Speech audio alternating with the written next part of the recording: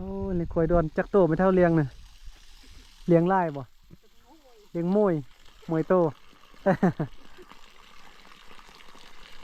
ถ้าวันเลี้ยงตะควายนะควรมากินน้ำเนี่ยน้ำนี่สะอาดเลอะบ่น้ำเนี่ยคัดเลอะตีเลอะบ่อมเลยเลอะอ่ะนี่มันลูกสาวเต้นี่บ่แม่นอ่ะที่ไปไส้เดี๋ยวนี้กลับบ้านเบิ่งป้าตัวคือว่ามาตักน้ำได้ไหมน่ะเอารถคิกมาด้วยพี่น้อง ขี่ลำบากบ่รถเกียร์ออโต้มาด้วยเนี่ยไปทางได้ในบ้านเนี่ยบ้านอันผู้ตู้มันเต้เป็นผู้สาวมาตักน้ำโอ้บ่แม่นที่เป็นผู้สาวแม่น่ะบ่ได้แต่งงานเต้อ๋อยังเป็นผู้สาวเนาะ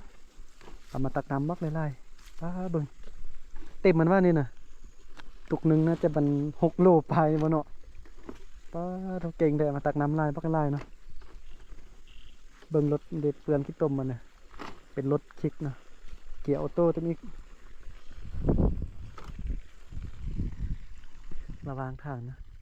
เป็นผู้สาวเห็นผู้สาวงามเห็นผู้สาวงามในป่ามาตักน้ำบ้านนี่ จะได้ไปน้ำบ่เนาะเอากลับได้บ่นี่ไหวบ่สบายเนาะลืงแล้วเนาะซื้อยังผู้สาวเนี่ยซื้อยังผู้สาวเนี่ยสุกนี่ซื้อลังเด้อเบิ่งใน YouTube ก็ได้ซื้อเบาลัง ผู้สาวเก่งขนาดปุดตักน้ำบักไล่ๆนะไปแล้ว